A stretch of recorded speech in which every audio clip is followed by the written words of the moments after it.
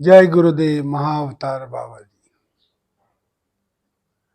मैं बात करूंगा आज भक्त और भगवान की। भगवान इतने विशाल हैं कि उनका डिस्क्रिप्शन देना ही मूर्खता है।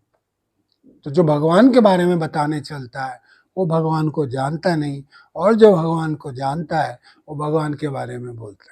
एक और बात शास्त्रों में भगवान के लिए कही गई है। मैं आज बात कर रहा हूं टॉपिक भक्त और भगवान की, तो मैं पहले भगवान के बारे में बता रहा हूं।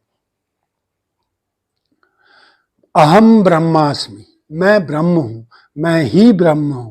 वो इसलिए क्योंकि वो जो ब्रह्म प्रकृति के कण कण और प्रत्येक वस्तु में है, चाहे वो जड़ हो, चेतन हो, जीव हो, जानवर हो, इंसान हो, वो जो भगवान प्रत्येक चीज में मौजूद है वही मुझ में भी है।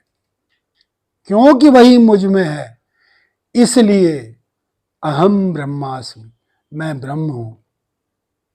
वही मुझ में है। अब वही मुझ में है तो मैं भी ब्रह्म हूं। समुद्र से पानी लोगे एक लोटे में, तो जो पानी समुद्र के उस लोटे में है वही तो समुद्र में भी है। दोनों को मिला दोगे तो फिर समुद्र हो जाएगा। उसी प्रकार से जो ब्रह्म हमारे अंदर है वही ब्रह्म जो है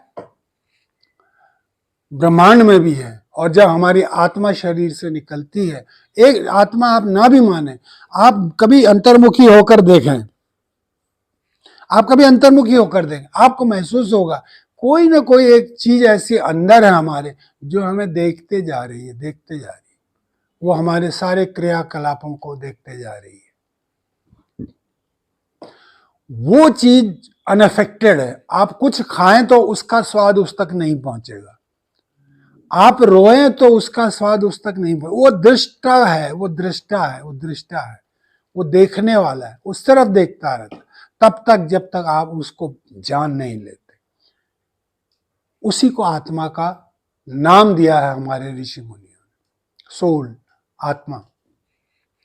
जब आप ध्यान से, भजन से, भक्ति से, कर्म से शुद्ध हो जाते हैं तो वही आत्मा आपके जो पीछे छुपी हुई थी वो आगे आ जाती है, और वही आत्मा अब आपको डायरेक्शन यानी गाइडेंस देना शुरू कर देती है।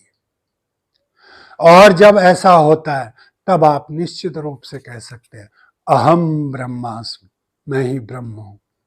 क्योंकि अब आत्मा जागृत हो गई है अंदर, आत्मा की गाइडेंस के अनुसार मैं चल रहा हूं। और अगर आत्मा की गाइडेंस के अनुसार नहीं भी चल रहा हूं तो भी मेरा मार्ग स्वतः ही इतना सात्विक हो जाता है कि मैं उस सात्विक मार्ग पर चलने लगता हूं जहां पर मुझे गाइडेंस की जरूरत भी नहीं है आत्मा की। जब सही सब चल रहा है तो भगवान गाइड क्या करेंगे, आप खुद ही सही रास्ते पे हैं। भगवान तो तब आपको चेताएंगे जब आप गलत मार्ग की ओर जाने लगेंगे। जब आप गलत रास्ते पे जाएंगे तो आत्मा अंदर से कहेगी नहीं नहीं ऐसा मत करो, लेकिन आप मजबूर होंगे या आपका कोई स्वार्थ होगा जिसकी वजह से आप आत्मा की अनदेखी कर देंगे। इसीलिए परमात्मा की भी अनदेखी हो जाती है, क्योंकि आत्मा और परमात्मा तो एक ही है। आपके अंदर है तो आत्मा हो गई, और सैकड़ों लोगों के अंदर हो गई तो परमात्मा हो गया। बिजली तो वही है, लेकिन शहर के सभी घरों में वही बिजली चल रही है। वही आत्मा, वही परमात्मा बिजली के रूप में सभी शहर के घरों में है। बल्ब उनसे जलते हैं, वही बल्ब हमें, हम आत्मा का स्वरूप है, हम परमात्मा का स्वरूप है। वही आत्मा हमें जब गाइड करने लगती है तो वो परमात्मा हो जाती है। तब हम जोर से कहते हैं अहम ब्रह्मास्मि, मैं ही ब्रह्म हूं। ये हमारे शास्त्रों का, उपनिषदों का ब्रह्म वाक्य है। अब अगली बात पर आते हैं, तत् त्वम असि। ये दो तीन जो मैंने चीजें आपको बताई हैं वो चीजें अलग अलग किस्म की। जैसे मैंने पहले बताया नहीं ये परमात्मा नहीं है, फिर मैंने कहा ये नहीं हम परमात्मा है। अब मैं आपको बता रहा हूं कि तत् त्वम असि, वह, तत् माने वह, त्वम माने तुम, और असि माने हो, वह तुम हो। वह जानवर जो अभी यहां बैठा था वह तुम हो, वह पेड़ जो वहां खड़ा है वह तुम हो, वह नदी जो बह रही है वह तुम हो, वह हिमालय जो अड़िग खड़ा है वह तुम हो। इस प्रकार हे प्रभु, जो कुछ भी है तत् त्वमसि, वह तुम ही हो, ये ब्रह्मांड भी तुम हो, ये मैं भी तुम हो, और जो कुछ है वह सब तुम हो। ये भगवान के बारे में मैंने आपको बताया। अब भक्त के बारे में बात करते हैं। भक्त होता है दीनहीन, उसकी एक ही इच्छा होती है कि मैं परमात्मा से दूर न हो जाऊं। आपको भी ऐसा ही भक्त बनने की जरूरत है। और आप तुरंत अगर अभी भक्त नहीं बने हैं, भक्त बनने की राह में, तो आपको चाहिए कि एक बैलेंस्ड जीवन आप जिए।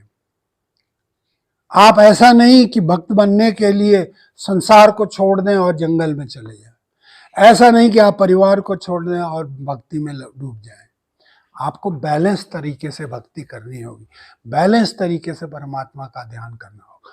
थोड़ा सुबह, थोड़ा शाम, थोड़ा दोपहर, दिन भर मंत्रों का मन ही मन उच्चारण। इस प्रकार आप देखेंगे कि धीरे धीरे आपकी प्रगति बहुत तेजी से हो रही। भगवान स्वयं कहते हैं भगवत गीता में, जो बैलेंस जीवन जीता है वो मुझे बहुत प्रिय है और मुझे बहुत जल्दी पा जाता है, बजाय उनके जो भक्ति के लिए बहुत कठिन तप करते हैं, जो बहुत ज्यादा नहीं खाता, जो बहुत कम नहीं खाता, जो बहुत ज्यादा नहीं सोता, जो बहुत कम नहीं खाता, जो समभाव में रहता है, जो बैलेंस तरीके से काम करता है, वो मुझे नित्य प्रतिदिन बहुत प्रिय है और वो मुझे बहुत जल्दी पा जाता। तो अगर आप भक्त बनना चाहते हैं या आप भक्त हैं और अगर आप किसी चीज में अति कर रहे हैं, तो मेरा आपको यहाँ पर सुझाव है कि आप बैलेंस तरीके से जिए, क्योंकि ये तो स्वयं भगवान ने कहा है भगवत गीता में। आप भक्त हैं, आपके मन में 24 घंटे भगवान का स्मरण होते रहना चाहिए। वो कैसे होगा? वो आप कोई मंत्र अपने लिए ले लें। अगर आप गुरु के पास पहुंच जाते हैं तो गुरु मंत्र लेकर उसका उच्चारण मन ही मन करते हैं। आपके पास गुरु नहीं है तो चिंता की कोई बात नहीं, आप पहले उन्हें तलाश लें। जो व्यक्ति आपको लगता है कि मेरे गुरु बनने लायक है, उसको आप अपना गुरु बनाइए। उसके बाद उसके कहे अनुसार मार्ग पर चलिए, ये आपकी भक्ति होगी। वो भक्ति आपको परमात्मा तक ले जाएगी, गुरुदेव आपको परमात्मा तक ले जाएगी और आप स्वयं कहेंगे, गुरु गोविंद दोनों खड़े, काके लागू पाए, बलिहारी गुरु आपने गोविंद दियो बताए। तो भक्त ऐसा होता है कि जब भगवान के पास पहुंच जाता है, और क्योंकि गुरु उसे खींच के ले आता, तो वो समझ नहीं आता कि अब मैं गुरु को पकड़ूं कि भगवान को।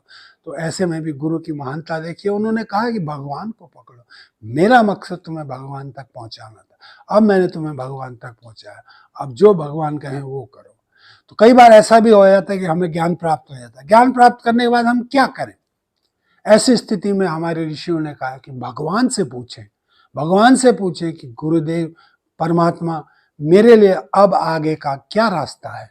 वो आपको आगे का रास्ता बताएंगे कि अब तुम समाज में जाके शिक्षा दो, अब तुम कहीं पे गुफा में जाके तपस्या करो और एक दो शिष्यों को ज्ञान दो, अब तुम जाकर बिजनेस के फील्ड में चले जाओ, अब तुम जाके मोटिवेशन के फील्ड में चले जाओ। इस प्रकार कोई जरूरी नहीं कि साधु दाढ़ी बाल और जूड़ा रखने वाले ही होते हैं।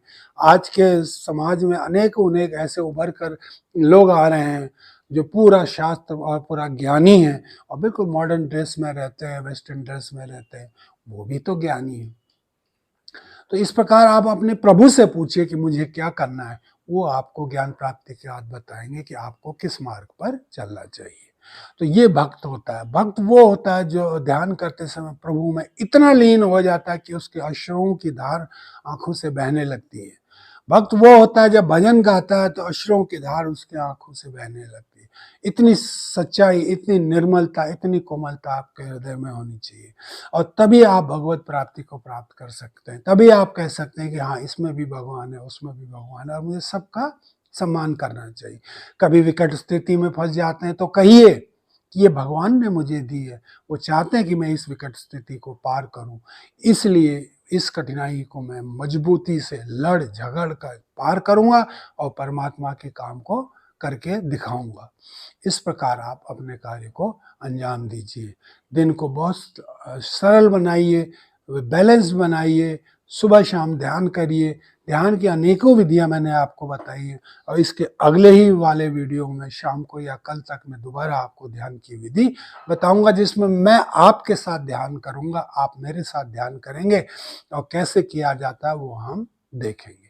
आशा करता हूं भक्त और भगवान की बातों का कुछ लाभ आपको होगा और आप इससे अपने जीवन में उतारेंगे और प्रभु की ओर मुँह करेंगे, क्योंकि वहाँ सब कुछ है, कोई चीज़ है ही नहीं ऐसी जो ना हो।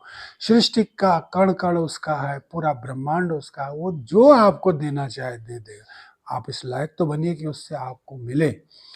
तो राम नाम की लूट है, लूट सके तो लूट, अंतकाल पछताएगा जब प्राण जाएंगे छूट।